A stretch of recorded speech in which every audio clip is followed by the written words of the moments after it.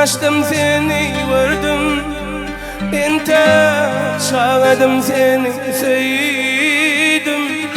Uzak geceler yatman arzular, şol günüm yada seni kıygıryan. Bugün taşlap var ya meni edim,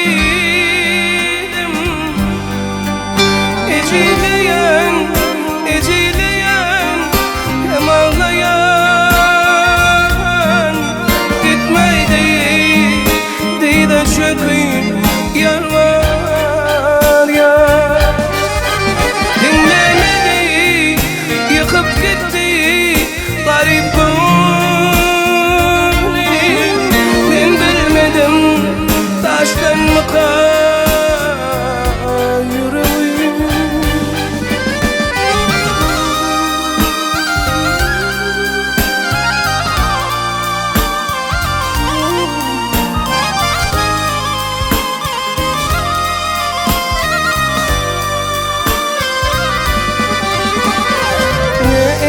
Ne kakamma parçaladım sen dünyada ya. Gitmeyde yanımda ne derim, rehmin gelsin halıma taşlama.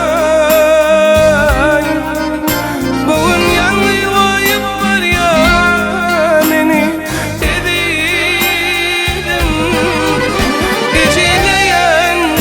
ecileyen hem ağlayan. Gitmeydi de çöküp yalvar ya. Dinlemedi, yıkıp gitti garip gönlüm. Ben bilmedim taştan mı yüreğim. Son kıydım sana yar men gidiyen. Görmen hiç kaydık seni sever ya. Belki bu ıkbal bizi sinaya. Ben şey dedim yok hiç unutmaya.